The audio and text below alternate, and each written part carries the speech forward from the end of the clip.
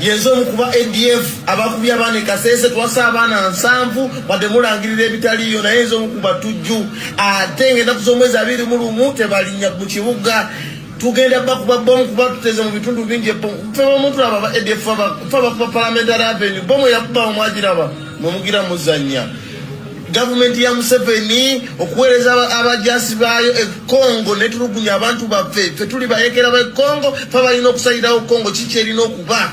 Akatambi ako kasasanidde emikutu gya social media.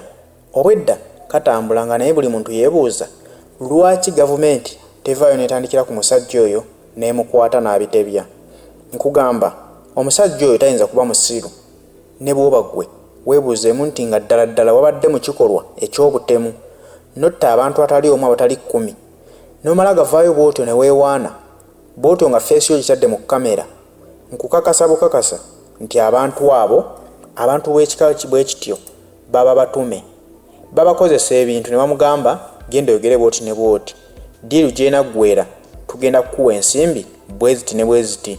Guba muzannyo kubanga naye akimanyi nti bagenda mumukwata naye tewali kye bagenda kumukola kubanga bamutuma akikole bwe bamukwata nga bamanyi gye kinaggwera basobola okumwogeza ne bamugamba tugenda kukukwata bwe tukukwata tuuka mu kooti lumiriza omuntu gundi ne gundi nti be baatutuma okukola ekikolwa ekyo nti era tumaze ebbanga nga betukolera ebintu bino.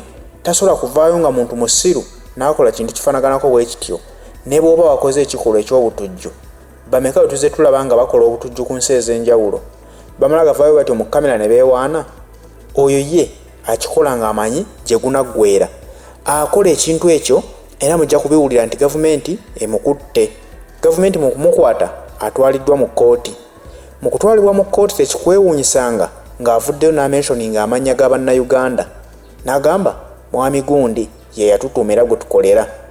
Abantu abo byogera ebintu ebyo naye tubyegendereze wabula bo bambi kye mbasaasirako nti balema okumanya nti bakuyingiza mu muzannyo guno bagukuteekamu nga bo bakwagalamu information kulumiriza oyo bo gwe baagala okukwatirako.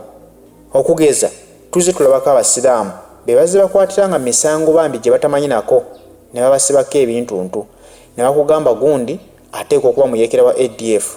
Banoonya abasiraamu.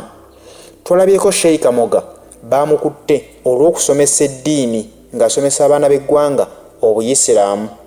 Mu nsi muno eddiini zakkirizibwa buli muntu okusinza mu ddiini gy'owuliramu emirembe. Bw'obanga oli gy'oli toli musiraamu n'owulira nti wandyetaaze waakiri okuyingira obusiraamu ofunye omukisa nti waliwo Sheikh asomesa eddiini abaana beewaddeyo bagenze kusoma ddiini waakiri bafuuka abayisiraamu kuba bawulira nga bo kye baagala. Yasangiddwa n'abavubuka be baasomesa eddiini era babasambye emigere akatambi mwakalaba ng'amagye gabasamba emigere gabakuba bayisa obubi era ne bakwatibwa.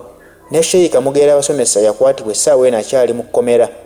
Bagenda muleeta mu kooti bakugambe nti yali atraininga batujju kubanga ayogerera poliisi y'eggwanga mwami Frederick Enanga yavaayo dda n'agamba nti ateeberezebwa okuba nga alina akabinja k'abatujju k'abeera traininga nti be bantu abo be baasangawo ne babakwata. Mwalaba empisa gye babayisaamu kale ekintu ekyo kiyinza okubatuulamu ne bavaayo ne baleeta omuntu ono ne bamukokinga. Tekikwewuunyisa nga akugambye nti omu ku baatutuma okukola obutujju ku bantu b'e Kasese yali Sheikh Gundi. Bw'ataba Sheikh Gundi oba yali munnabyabufuzi gundi iwe tukolera byonna bisoboka. Banoonya kisibamu abasiraamu oba bannabyabufuzi. Kati abantu abagamba nti gavumenti eveeye mukwate yes bajja kumukwata kuba kyo si kizibu omufuna naye nga jjukira nti ebintu bino byonna bisoboka okubanga yatumiddwa obutumibwa akola ekikolwa ekyo naye ye yeerabidde gye kinakkira nti basobola okukozesa ddiiru eyo naye ate nayo n'owunzika ng'otuguzeemu obulamu. So bannayuganda bwe tuba tukola ebintu bye tukola twegenderezenga nnyo tumanye nti kye tuyingidde tusobola okumalako nakyo. Why have they been killed, our students? If they are telling us the borders are secured, security is tight. I want the security to tell us where they were when these killers came to kill our people. Should we say they are rebels that came to kill our people? Is it security within Uganda? Why is it that we see them scattered here? Where were they at night? Because we are told the guns, people had the gunshots as early as 10 p.m. And security could not come to combat the situation. Now this time they come in thousands. Where have they been? Why are the killings taking place when our king and the royal guards have just been released? What statement do they want to give us? Do they want to implicate our people again? Yeah.